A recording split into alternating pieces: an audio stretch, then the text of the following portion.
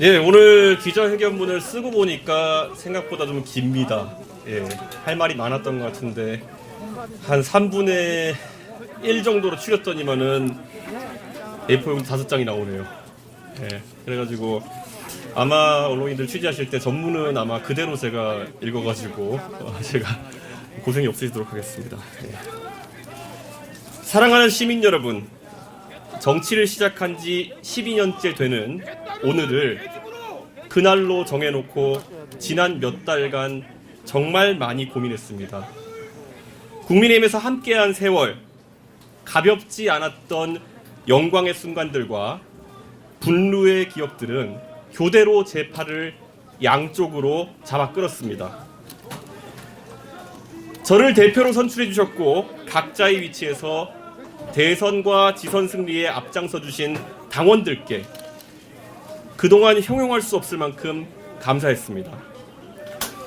지난 대선과 지선의 연승은 당원들의 도움과 사랑 없이는 이뤄낼 수 없었습니다. 탄핵의 상처를 겪은 당원들에게 어떻게든 승리의 기쁨을 안겨야 하는 당위적 목표 속에서 때로는 대선 후보를 강하게 억제해야 할 필요가 있었습니다. 젊은 세대가 정치의 중심에 설 수 있도록 당내에 시대착오적 관행과 그리고 관성과 강하게 맞서야 할 필요도 있었습니다. 좋았던 결과보다도 그 과정이 불편하셨던 당원이 계신다면 이 자리를 빌려 죄송하다고 말씀드립니다. 호사가들은 국민의힘과 보수진영의 현 상황이 그토록 안 좋다면 지금은 때를 기다리고 기회를 보라고 저에게 이야기합니다. 3년 전에 저라면 아마 그런 이야기를 진지하게 받아들이고 와신상담, 과하지옥과 같은 고사성어를 되뇌며 당을 위한 헌신 같은 여의도 방언을 입 밖으로 내었을 것입니다. 사실 저는 얼마든지 기다릴 수 있었습니다. 이런들 어떠하며 저런들 어떠하냐는 자세로 때로는 영달을 누리고 때로는 고생을 겪으며 만수산 드렁칠과 같이 얽혀 살 수도 있었습니다. 실제로 이미 몇 달 전 책임 있는 사람으로부터 총괄 선대위원장 등의 자리도 제안받은 적이 있습니다. 그런데 전혀 마음이 동하지 않았습니다. 오늘 제 선택은 제 개인에 대한 처우 그리고 저에게 가해졌던 아픈 기억 때문에 하는 것이 아닙니다. 저는 고개를 들어서 과거가 아닌 미래를 봤습니다. 비상상태에 놓인 것은 절대 당이 아닙니다. 바로 대한민국입니다. 마냥 기다릴 수 없었습니다. 정확히는 대한민국이 변화가 없는 정치판을 바라보며 기다릴 수 있는 여유가 없었습니다. 저는 탄핵을 겪으며 비선은 있고 비전은 없는 대한민국을 다시는 용납하지 않겠다고 스스로 다짐했습니다. 선출되지 않은 누군가가 모든 유무형의 권력을 휘두르며 대한민국을 쥐락펴락하는 그 모습, 그 사람 앞에서 법과 상식마저 무력화되는 모습이 반복되는 것은 다시는 경험하고 싶지 않은 저의 그리고 국민 모두의 트라우마일 것입니다.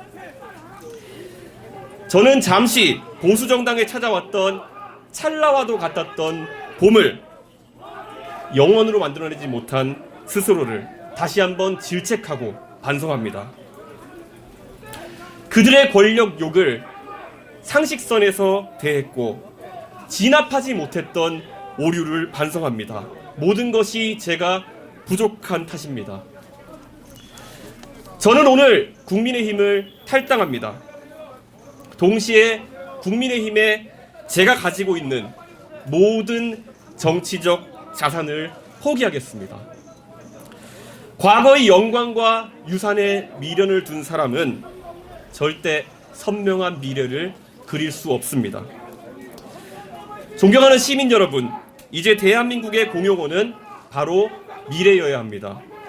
지금도 누군가는 대한민국의 위기 속에서도 상대를 악으로 규정하고 청산하는 것을 소명이라고 생각하고 그 방향으로 시민들을 이끌려고 하고 있습니다. 하지만 마상득지, 마상치지라는 말이 있습니다. 말 위에서 천하를 얻는다 하더라도 계속 그 천하를 말 위에서 다스릴 수는 없는 노릇입니다. 대통령 선거가 끝난 지 2년이 다 되어 가는데도 왜 적장을 쓰러뜨리기 위한 극한 대립, 칼잡이의 아집이 우리 모두의 언어가 되어야 합니까? 정치는 대중의 삶을 더 나은 방향으로 가꾸는 노력입니다. 이제 시민 여러분께서는 상대를 쓰러뜨리기 위한 검투사의 검수를 즐기러 콜로세움으로 가는 벌길을 멈춰주십시오. 시민 여러분께서 수고로우시겠지만은 아고라에 오셔서 공동체의 위기를 논의하는 책임 있는 정치인들에게 성원을 보내주십시오. 우리 이제 다 같이 자세를 고쳐 앉았으면 좋겠습니다. 진영 논리에 휩싸여서 우리 팀에 발생한 문제는 좋은 게 좋은 거지 하고 넘어가고, 그 모습에 정작 미래를 고민하는 젊은 세대는 정치를 내로남불의 장으로 보며 외면하게 되었습니다. 언제까지 우리는 학교에서 이상을 가르치면서 이상적이지 않은 현실을 강제하는 이중적인 대한민국으로 남아있어야 합니까? 참되어라 바르거라 선생님이 가르치신 대로 살면 딜레탕트가 되어서 조소를 받고, 교과서로는 민중항거인 4.19와 5.18을 가르치면서 민주주의의 근본이 무너지는 현실을 놓고 투표장에서는 차악을 선택한다는 미명하에 진영 논리로 일관합니다. 배운 대로 살지 못한다면 배워서 무엇에 쓰겠습니까? 과거 정치 군인들은 북한의 위협을 항상 강조했습니다. 그리고 비상선포를 통해서 많은 자유를 억압했습니다. 놀랍게도 소위 직업군인이라는 그들은 실제로 쿠데타를 위해 전방사단까지 동원하는 등 국가 안보를 최우선에 놓고 일을 처리하지도 않았습니다. 대통령과 당대표가 모두 군인인 시절을 겪어내고 이겨냈던 우리가 왜 다시 한번 검찰과 경찰이 주도하는 정치적 결사체 때문에 중요한 시대적 과제들을 제쳐놓고 극한 대립을 강요받아야 합니까? 시민 여러분, 여러분의 미래, 여러분의 자녀의 미래, 그리고 손자, 손녀의 미래가 단순히 조금이라도 덜 나쁜 사람에게 맡겨져야 된다고 생각해서 이 황당한 검투사 간의 랠리를 이어가는 것입니까? 그 랠리를 여러분께서 즐겨주시니까 어느 정치 세력도 미래와 대안을 놓고 더 이상 고민하지 않습니다. 생산적인 경쟁을 하지도 않습니다. 대한민국은 현재 위기입니다. 절망의 줄다리기를 하면서 대한민국이 정체된 사이 우리에게 여러 가지 거부할 수 없는 도전들이 쌓여가고 있습니다. 제가 하고자 하는 신당에서는 이러한 위기들을 정확하게 직시하고 당당하게 표 떨어지는 이야기들을 하겠습니다. 해열제와 진통제를 남발하여 이제는 주사바늘을 어디에 꽂아야 하는지도 모르겠는 대한민국의 중차대한 문제들을 솔직하게 다루겠습니다. 누군가가 또다시 콜로세움에서 상대를 빌런으로 만드는 정치를 하고자 한다면 저는 100번 고쳐 죽어서라도 그 사람의 멱살을 잡고 아고라로 다시 돌아와 다시 미래를 이야기하도록 강제하겠습니다. 몇 가지 생각나는 시급한 이야기를 해보겠습니다. 한쪽에서는 이공계 인재를 육성하겠다고 하면서 반도체 웨이퍼와 포토마스크를 흔들면서 다른 한쪽에서는 의대 정원을 3배 가까이 늘리는 것을 검토한다면 최상위급 이공계 인재들은 연구개발에 뛰어들어야 한다는 이야기입니까? 아니면 의대생이 되기 위해서 노력해야 한다는 이야기입니까? 도대체 엑셀과 브레이크를 동시에 밟으면서 고장나는 대한민국의 성장 엔진은 과연 누구의 책임이어야 합니까? 지방대학을 중심으로 등록 인원의 절반이 이름만 올려놓은 가짜 대학생인 학교가 늘어나고 있습니다. 시민의 세금을 이 상황에서 대학 등록금 지원에 무조건 더 투입하겠다는 것이 과연 우리가 바라는 교육개혁입니까? 사학재단과 교원들의 표만 두렵고 시민들의 혈세가 낭비되는 것은 보이지 않는 것입니까? 저출산의 여파로 전방을 지킬 병사가 부족해졌다면 적극적인 감군 계획을 제시하는 것이 책임있는 정치의 모습일 것입니다. 감군 계획이 문재인 정부에서 나왔던 이야기라고 해서 논의조차 하지 않는다면은 그것은 아집입니다. 상대에 대한 극한 부정 속에서 나온 대안이 120kg이 넘는 고도 비만자까지 군복을 입혀서 휴전선에 세워놓는 것이라면 그것이 무책임한 정치의 민낯입니다. 킬러 문항을 없앤다고 하면서 잘하는 학생들에게 미적분과 기하마저 수능시험 범위에서 제한다고 한다면 학생들은 줄어든 평가 범위 속에서 소위 매력적인 오답을 통해 변별력을 갖춰야 하는 것입니까? 벡터와 미적분을 고등학교에서 제대로 배우지 못하고 평가받지 못한 학생들은 해외의 이공계 인재들과 어떻게 경쟁하라는 이야기입니까? 그리고 이제 누군가 국민연금의 문제를 다룬다고 하면 또 결론은 뻔하게 더 내고 덜 받고 늦게 받는 방향으로 날 것이라고 다들 예측합니다. 이것이 해결제이지 어떻게 근본적인 연금 개혁일 수 있겠습니까? 적립식 국민연금이 저출산과 맞닥뜨려 한계에 이제 도달했고 지금 이대로 가면 지금 연금을 납부하는 세대는 연금을 받을 수 없을 것이라는 현실을 직시하고 부가식으로 전환을 조금씩 준비하자는 그 바른 이야기를 왜 시작하지 못합니까? 대한민국의 대통령 이하 대부분의 정치인들은 위에 열거한 문제들을 해결할 수가 없습니다. 왜냐하면 정작 권력을 가진 그들은 앞으로 길어야 10년 이상 정치를 하지 않을 것이기 때문입니다. 내 임기 중에만 내 정치 생명이 다 하는 데까지만 큰일이 터지지 않도록 관리하겠다는 그들의 정치가 어떻게 미래지향적인 정치일 수가 있겠습니까? 무책임한 현재의 위정자들과 다르게 저는 제가 지금 하는 주장과 선택에 대해서 30년 뒤에도 살아서 평가를 받을 확률이 높습니다. 누가 내는 대안과 제안이 더 진실하고 절박하겠습니까? 프랑스의 마크롱이 표 떨어질 각오로 연금 개혁에 몸을 던진 이유가 무엇이겠습니까? 결국 마크롱은 본인의 삶 언젠가 연금 고갈의 파고를 그대로 맞닥뜨릴 것이기 때문에 책임감 있게 진실하게 나설 수밖에 없는 것입니다. 논리와 이성은 사라지고 선악을 가르는 무부의 칼로 대한민국의 미래 비전을 써버리는 야만이 횡행하고 있습니다. 누군가는 모난돌이 정맞는다, 절대 나대지 말고 큰 덩어리에 의지하라는 말을 저에게 할 겁니다. 오직 제가 믿는 것은 용기와 올바름의 힘입니다. 저는 일신의 영달을 위해서 그 칼날을 두려워하거나 순치되지 않겠습니다. 오늘 제가 상계동에서 제 뜻을 밝히는 것은 정치의 새로운 출발선에 서서 정치를 하는 이유를 다시 새기고 싶었기 때문입니다. 제가 제 고향 상계동을 좋아하는 이유는 너무나도 평균적인 사람들이 그 사람들의 삶이 녹아있는 공간이기 때문입니다. 인구 20만의 상계동이고 많은 사람들이 거쳐간 곳이기 때문에 지금 듣고 계신 시민 누구나 높은 확률로 상계동에 지인이 있으실 겁니다.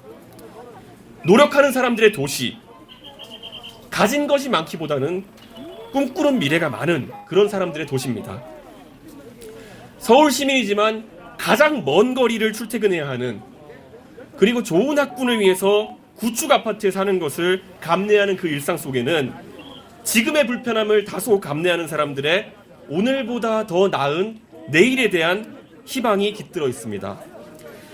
제가 언제 어디서 정치하더라도 상계동 사람들의 바람대로 내가 먹고 즐길 것을 아끼며 된 아이의 교육비가 가치 있는 세상을 만들겠습니다.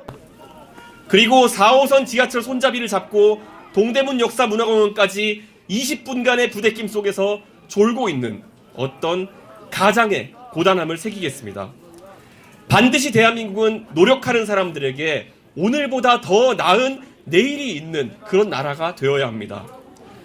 공무원 임대아파트와 군인 아파트를 끼고 있는 상계동에서 살면서 100만 공무원에 대한 이야기도 많이 들었습니다. 그래서 제가 그리는 미래 속에는 누구도 아이들을 가르치면서 아이들에 대한 사랑과 교사로서의 소명의식 외에 다른 것을 강요받지 않고 국가를 지키는 군인이 국가와 국민 외에 충성할 대상을 찾지 않아도 되는 그런 세상을 만들고 싶습니다. 서희초등학교 교사의 아픈 사연과 박정훈 대령의 고난서사가 다시는 반복되지 않아야 하는데 정치권은 이미 이슈로 이슈를 덮는 방식으로 어떤 해법도 없이 바뀐 거 없이 이것이 잊혀져 가기를 기대하고 있습니다. 제가 추진하는 신당은 이런 일련의 아픔과 부당함을 절대 잊고 지나쳐가지 않겠습니다. 몇 개의 의석을 만들어낼지도 모르는 확실하지도 않은 누군가의 말에 신빙성이 없고 실행이 담보되지 않는다고 생각하신다면 더 많은 의석을 만들어 주십시오.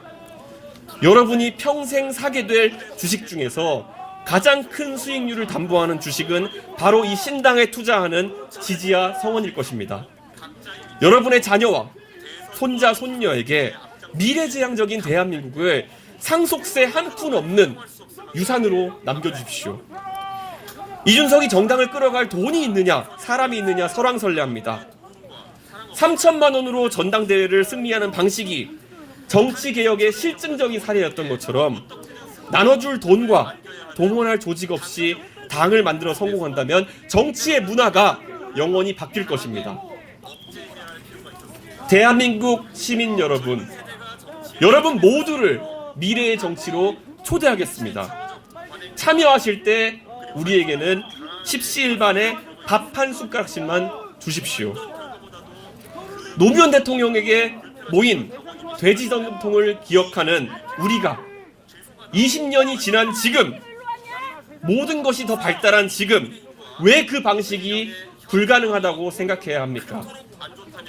거대 정당을 이끌어본 제가 새로운 도전을 할 때는 믿는 구석이 있는 겁니다.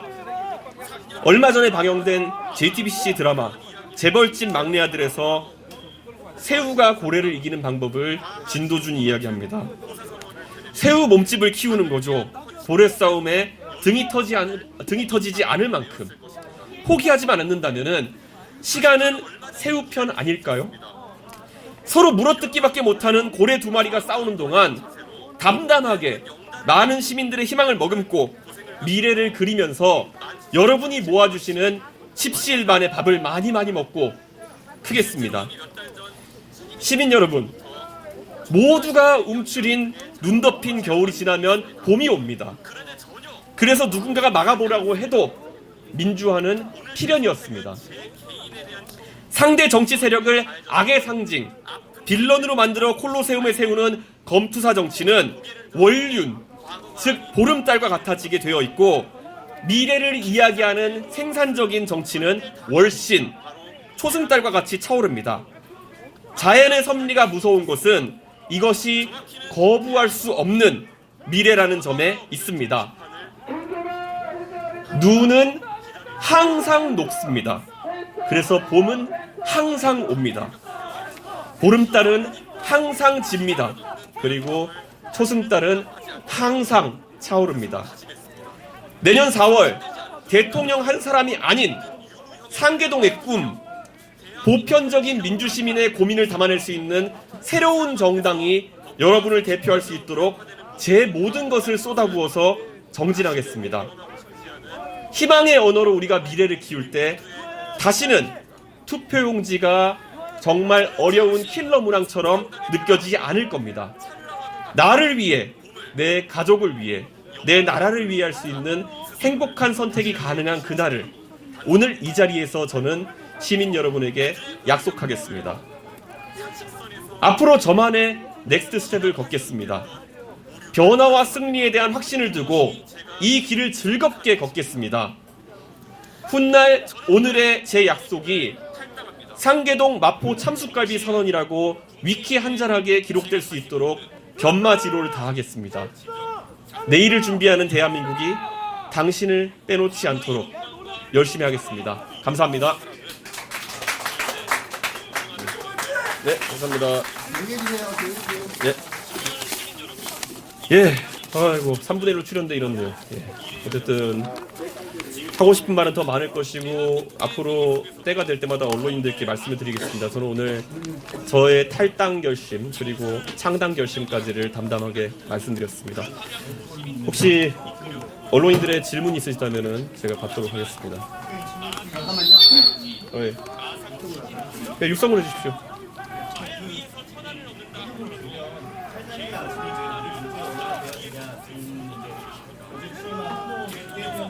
저렴한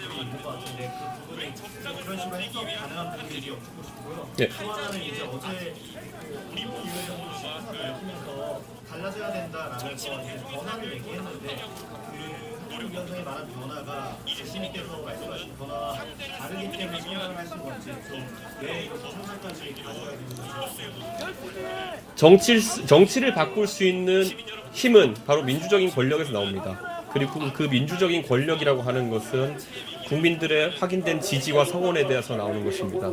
그런데 저는 선출되지 않은 지도부가 그런 일을 하기에는 상당한 부담이 있을 것이다 라고 생각합니다. 그리고 제가 오늘 회견문에서 담아 쓴 내용들, 작구에 대한 해석 같은 경우에는 언론인분들께서 많은 자유도를 가지고 해석하시길 기대하겠습니다. 방금 질문 주신 내용에 대해서 저는 한동훈 장관을 염두에 두고 썼다기보다는 지금 작금의 국민의힘을 장악하고 그 국가를 운영하는 세력에 대해서 전반적으로 이야기했다, 이렇게 보시면 될 것 같습니다. 공교롭게도 그 집단이 아주 동일성을 가지고 있기 때문에 언론인들께서 그렇게 오해하시는 것도 무리는 아닐 것이라고 생각합니다. 예, 또 질문 있으신가요? 예.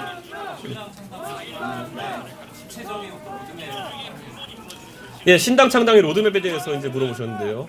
아마 지금 이 시각 과천 선관위에서는 저희 측 관계자가 창당준비위원회 결성 신고서를 아마 내고 있을 것입니다. 그래서 계획대로 된다면은 아마 오늘부로 창당준비위원회는 가칭 개혁신당이라는 이름으로 발족했음을 제가 알려드릴 수 있습니다. 그리고 신당의 과정이라고 하는 것은 일반적인 정당의 창당 과정과 마찬가지로 시도당을 결성하고 중앙당을 등록하는 절차로 이어질 계획이며 최대한 빠르게 진행하려고 하고 있습니다. 그렇기 때문에 허례허식이 없는 형태로 시도당 대회 같은 것들은 간소화해서 진행하는 형태로 갈 것이다, 이렇게 안내를 해드리겠습니다.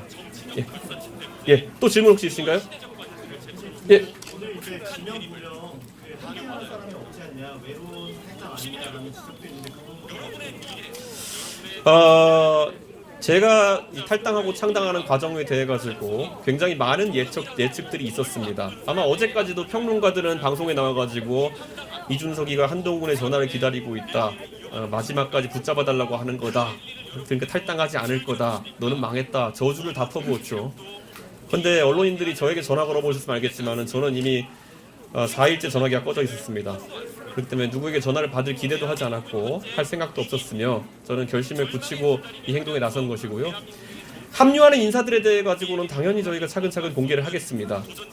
제가 우리 천하용인팀의 합류에 대해서도 제가 아주 명징하게 말씀드린 것이, 김용태 최고위원은 개인의 고민 때문에 합류하지 못했지만은 다른 분들의 거치는 제 입으로 말할 수 없지만은 아마 곧 알게 되실 거다, 이렇게 말씀을 드리고, 제가 그분들한테 부탁한 것은 가장 명예로운 방식으로 국민들에게 본인의 뜻을 알려달라라고 이야기했습니다. 그렇기 때문에 저는 오늘 저희 추억이 있는 마포 참숯갈비를 선택한 것이고요. 각자 무슨 선택을 하는지는 저는 그건 지켜봐 주시기를 기대합니다. 예. 예.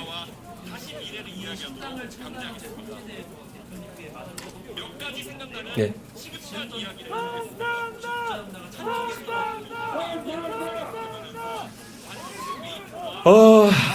예, 제가 오늘 이 숯불갈비집을 고르니까 어떤 분들은 해석을 과도하게 하셔가지고 혹시 예전에 불판 갈아야 된다고 오늘 이야기하셨던 노회찬 전 의원을 생각하면서 한 게 아니냐라는 이야기를 하던데요. 꿈보다 해몽이 좋다고 참 좋은 해석인 것 같습니다. 제가 함께 할 수 있는 스펙트럼은 노회찬의 정의당까지입니다. 그렇기 때문에 저는 이 상계동에서 정치하셨던, 읽을 때 눈물 안 나서 노회찬한테 눈물 나겠네 이게. 근데 제 선배이기도 한 노회찬 의원이 하고자 했던 노동의 가치까지는 제가 하는 정당에 당연히 편입시킬 생각이 있고요. 그런 의미에서 다양한 스펙트럼과 함께하겠다. 그리고 아까 언급해주신 내용 중에 새로운 선택이나 아니면 한국의 희망과 같은 기창당된 정당과 연대도 말씀드렸는데요. 저는 양양자 의원과 금태섭 의원과는 매우 긴밀하게 소통하고 있다, 이렇게 확인해 드리겠습니다. 하지만 그것이 스펙트럼의 다도 아니고 또 그것이 처음 시작하는 스펙트럼도 아닐 것이며 마지막도 아닐 것이다라는 이야기를 드리겠습니다. 제가 아까 말씀드린 것에서 정의당에서 노동의 정의당까지라고 말씀드린 것은 저는 노회찬 대표께서 계셨던 시절의 정의당과 지금의 정의당은 조금 다르다고 생각하기 때문에 지금의 정의당의 모습과는 약간 차이를 두고 싶다. 그런 이야기를 좀 드리겠습니다. 예, 또 혹시 지금 예.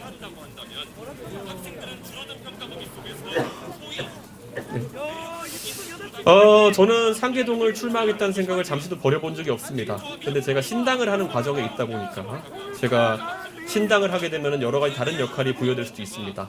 그래서 저는 그에 맞게 제 거취 선택을 할 것이고, 만약에 제가 어떤 상계동을 떠나야 하는 상황이 온다면은 저를 사랑하고 아껴주신 상계동 주민들과 당원들에게 지체 없이 제가 알려드릴 수 있도록 하겠습니다. 제가 절대 지금 어떤 상계동에서의 어떤 가능성이나 아니면 다른 곳에서의 가능성을 놓고 저울질을 하거나 간을 보는 것은 아닙니다. 다만 제 역할에 있어가지고 다른 역할이 있을 수 있다는 생각을 하고 기다리고 있습니다. 예. 또 예. 생각하십시오. 예.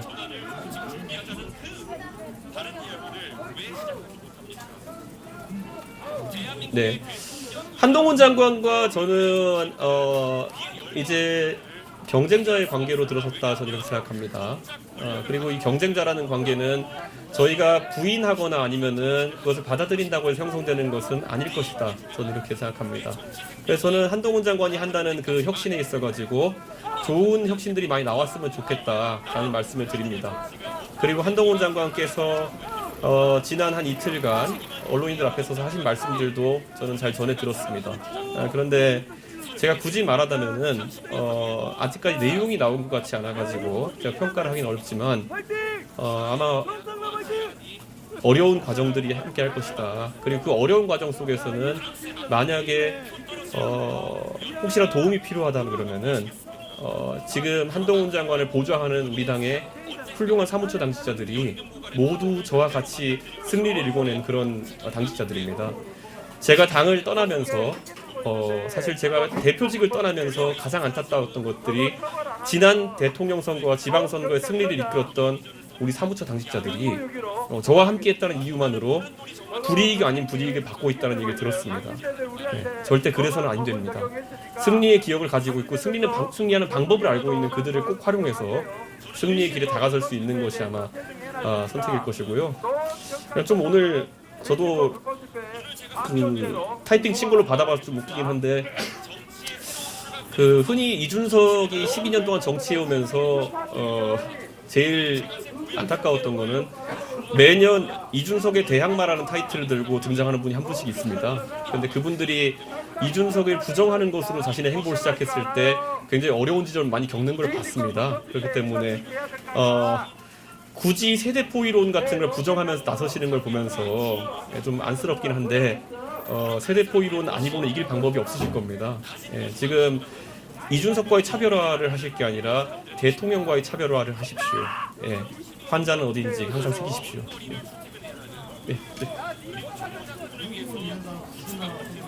예. 야, 뒷대면 진짜가 여기 왜 안 돼? 예.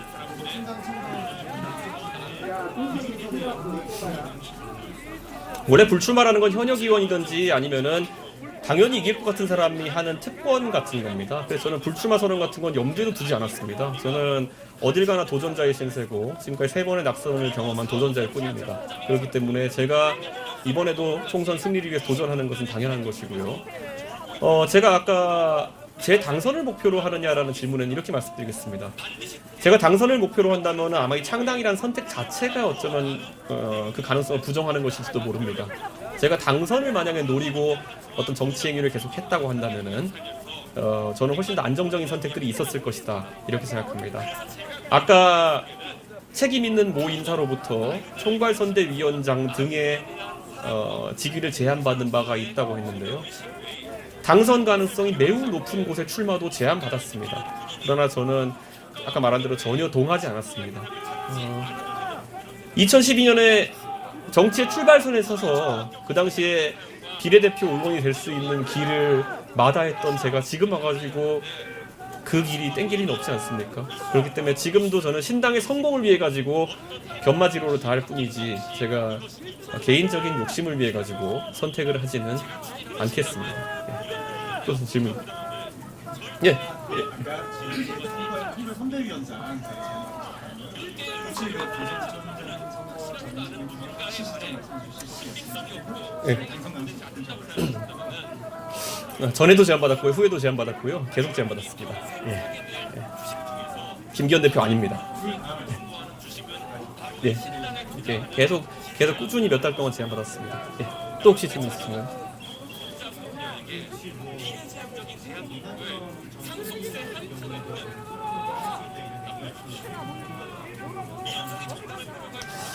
저는 사실 소통을 즐깁니다. 그래서 많은 언론인들이 아시겠지만은 저는 저와 생각이 다른 사람과도 TV 토론에 많이 임했고 하기 때문에 어느 누구와 만나는 것도 항상 열려 있다 이렇게 말씀드리겠습니다.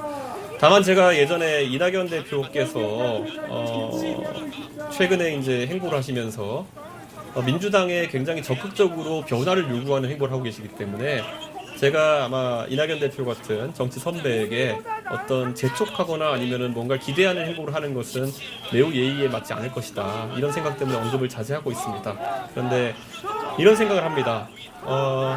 많은 사람들이 결국 우리가 하는 신당의 시도를 제3지대라고 이야기를 하고 있습니다.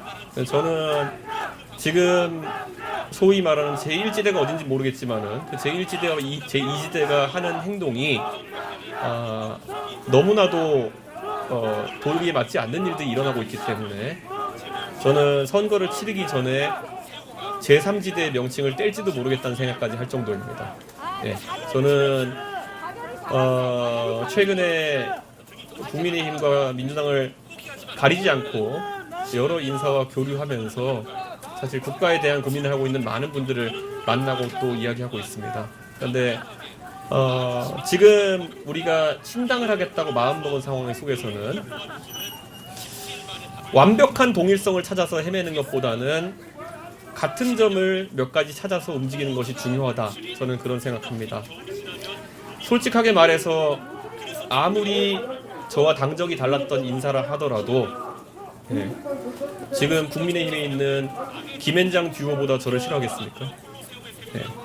그러니까 저는 이 거리감이라고 하는 건 항상 상대적인 것이고 저는 국민의힘 내에 있는 인사들이 가진 두려움만큼 요즘 막말이 난무하고 있는 상황인데 저는 오늘부로 또 이건 뭐 질문이 들어온 건 아니지만은 어떤 언론인이든지 간에 이제 여러 가지 시나리오를 아마 보도하실 겁니다.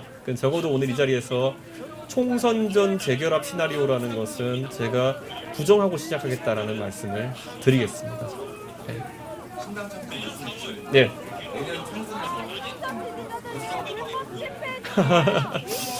제가 이제 17% 18% 맞춘 뒤로부터는 점쟁이 문어처럼 돼가지고 계속 뭐가 수치를 맞추길 기대하시는 마음이 있을 것 같은데요. 정당의 의석수라고 하는 것은 조금 다른 개념으로 접근하겠습니다.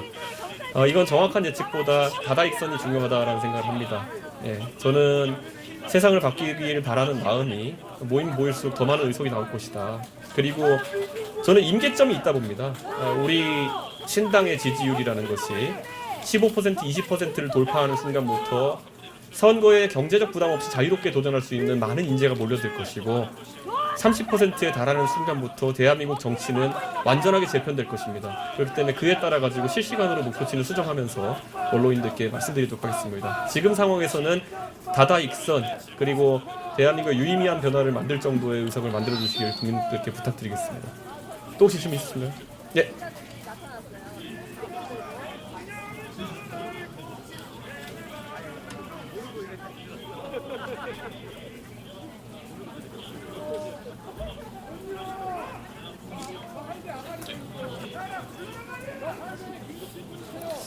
지금 저희 내부적인 조직본부라고 이름을 지었습니다. 저희 조직본부 내에서 이미 지지난주쯤부터 실무 작업에 돌입해서 온라인상으로 출마 의사를 밝혀주신 약 1,400여 명의 그 인재들 중에서 저희가 나름 이제 즉시 출마 가능 자원과 그리고 또 어느 정도 만나서 또 소통하면서 출마를 도와야 될 분들을 추려서 약 지금 한 60명에서 80명 정도 사이까지는 저희가 출마 가능 자원으로 파악하고 있습니다. 그렇기 때문에 이미 그분들에게는 연락이 하나씩 이제 갔고요. 그래가지고 저도 개별적으로 그분들과 소통하고 뭐 제가 아는 분들도 있습니다. 그 중에. 그리고 그 외에도 보면은 아마 시도당이 창단되는 과정 중에서 이제 인사들이 하나씩 보이실 겁니다. 예, 그래서 당연히 지역구 출마를 염두에 두고 가야 되는 것이고, 사실 선거제 같은 경우에는 큰 영향을 신당에 주지는 않을 것이다 이렇게 생각합니다. 왜냐하면 결국 국민의힘은 위성정당 창당을 공언했고, 그렇기 때문에 병립형이나 연동형이냐에 따라 가지고 선거 전략이 크게 바뀌진 않을 것이다 이렇게 생각합니다. 왜냐하면 지금 단계에서는 저희는 보수를 개혁하겠다고 나선 인사들 중심으로 보수 개혁 정당의 기치를 걸고 있습니다. 그렇기 때문에 그 안에서 당당하게 신당은 경쟁하겠습니다. 예, 또 질문 있으신가요? 예. 예. 어떤 규제요? 예. 예. 예. 예.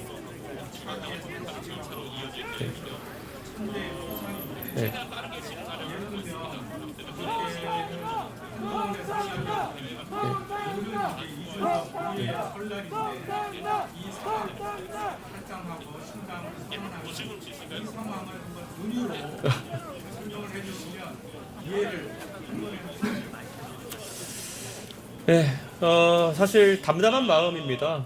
예, 그렇기 때문에 저에게 있었다는 제가 숙려 기간이라고 제가 이야기를 했죠.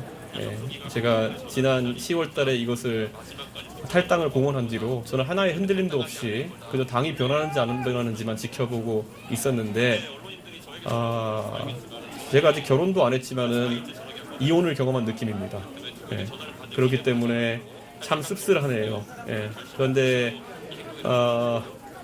이혼하신 분들의 이야기를 들어보니까 이것은 참 복잡한 감정이라고 이야기를 하시던데, 저는 앞으로 그 복잡한 감정 속에서 또 새로운 만남들을 기대하면서 앞으로 정치해 나가겠습니다.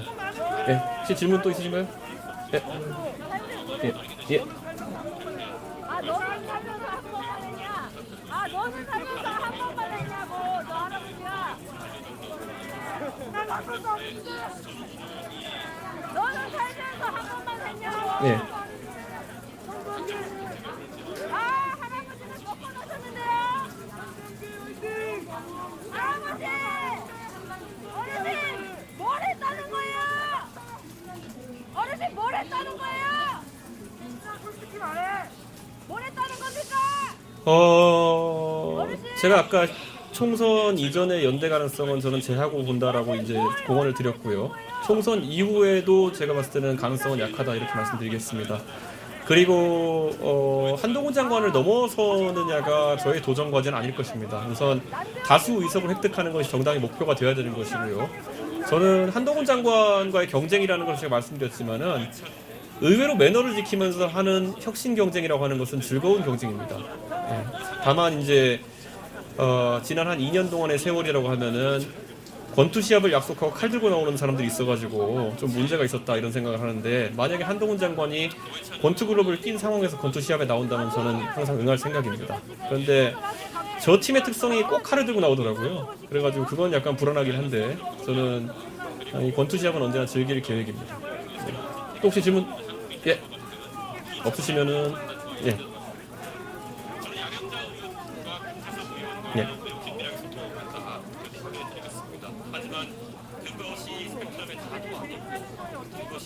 네. 그 밖에 지금 이제 활발하게 활동해 계신 유튜버 분들의 감정, 복잡한 감정처럼 아마 국민도 반응하지 않을까 생각합니다. 어제까지는 다 이준석 제발 탈당하라고 방송하시는 분들이거든요. 해도 난리예요. 하지 말아도 안 해도 난리고. 그러니까 지금 시점에서 지난 2년 동안 국민의힘이 망가진 가장 큰 원인 중에 하나는 결국에는 지난 대통령 선거 때도 윤핵관이라고 하는 자들은 이준석 대책위원회를 했던 것이고요. 선거대책위가 아니었습니다. 맨날 어떻게 하면 집권한 뒤에 이준석에게서 권력을 탈취하고 당권을 탈취하고 오로지 독차지하기 위한 그런 기도를 하면서 선대위를 이준석 대책위원회를 만들어버렸고요. 지난 2년 동안 이준석 쫓아내고 나서도 무수히 많은 혁신의 기회가 있었음에도 불구하고 이준석 때리기로 일관했었기 때문에 여기까지 왔다 이렇게 생각합니다. 만약에 이번에 국민의힘이 선거에서 안 좋은 결과를 받아들고 나서 거기서 이준석 탓을 한다 그러면은 그게 본성이지만 어쩔 수 없죠. 예, 인생의 그런 어떤 고행이라 생각하고 다들 그 시간을 겪어내야죠. 지난 탄핵을 겪은 다음에 얼마나 많은 사람들이 이게 다 유승민 때문이야라고 이야기했습니까? 예, 그러고 나가지고 유승민 탓을 아무리 한다고 해서 승리하던가요? 예, 한동훈 장관도 그렇고 국민의힘도 그렇고 지금은 시대의 과제들과 싸워야 됩니다. 지금은 저출산 그리고 그에 따른 병력 감소 그리고 아까 제가 얘기했던 것처럼 어떻게 과학기술 인재를 양성할 것이냐 이런 문제가 주가 되어서 거기에 대한 비전을 보일 때 그것이 여당인 것이고 저는 그게 제가 바라던 여당의 모습이었습니다. 근데 지금도 어떻게 하는 거 보면은 사람 쫓아다니는 일을 계속 하고 있는 것 같아요. 이재명 대책위원회, 이준석 대책위원회를 하고 계신 것 같은데요. 그렇게 해서 죽었다 깨어나 선거 못 이깁니다. 예, 그거 안 돼요 그냥. 예. 그리고 이번에 국민의힘이 진다고 했을 때 만약에 그랬을 때 이준석 탓한다고 해서 어느 정도의 국민들이 동감하겠습니까 거기에. 예. 아니 가만히 있던 이준석 내쫓은 것부터 시작했는데 누구 탓을 하는 겁니까? 그래가지고 아무리 후한머치해도 그런 주장을 하지 않을 것이다 그런 생각합니다. 예. 또 혹시 질문 있으신가요? 예.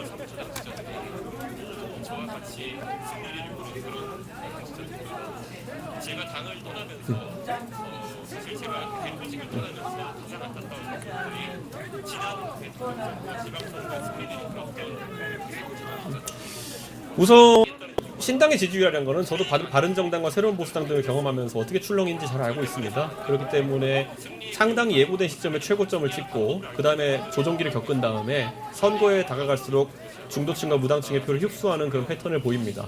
그렇기 때문에 내려가는 지점에서는 내려가는 걸 최소화하고 올라가는 지점에서 올라가는 걸 극대화하는 것이 기본적인 전략입니다. 최근에 모든 유튜버들과 또 모든 언론이 솔직히 입을 모아가지고 이준석이 탈당 안 할 거다. 예, 한동훈에게 전화가 오길 기다리고 있다. 예, 제발 붙잡아달라고 울고 있다. 썸네일까지 만들어서 돌리지 않았습니까? 예, 그 와중에서 당장 노원병에 있는 저희 당원들도 저한테 가끔 궁금해가지고 진짜 하시는 거예요? 이렇게 물어보는 와중에서 대중도 아마 비슷한 생각을 가지고 바라봤을 겁니다. 그런데 저는 의외로 이준석이라는 사람은 제가 공언한 것에 대해 가지고 시건을 한 바가 거의 없는 사람입니다. 그렇기 때문에 오늘 제 행보로서 제가 앞으로 약속하는 것들 그리고 또 공언하는 것들에 대해서 조금 더 무게가 실릴 것이다. 저는 이렇게 기대하고 있습니다. 네. 시작이 반이라고요. 지금 시작을 이미 반이나 성취한 겁니다. 그런데 지금까지 자신들의 마음을 담아가지고 평론가나 이런 사람들이 창당 안 할 거야 라는 말을 했다고 한다면은 저는 앞으로 그 사람들의 말이 앞으로도 맞지 않을 가능성이 높다 저는 이렇게 생각합니다. 예. 네, 질문 없으시면은 여기까지 하겠습니다. 예. 진짜 상계동 여기 멀리까지 오시느라 고생 많이 하셨습니다. 여기 와보기 전까지는 모릅니다. 예. 보통 1시간 정도겠지라고 생각하는데 갈아타시면 1시간 반 넘게 걸리는 거고 지금 돌아가신다 하더라도 1시간 반 정도 더 걸릴 텐데 예, 상계동을 즐기고 가시기를 저는 기대하겠습니다. 예.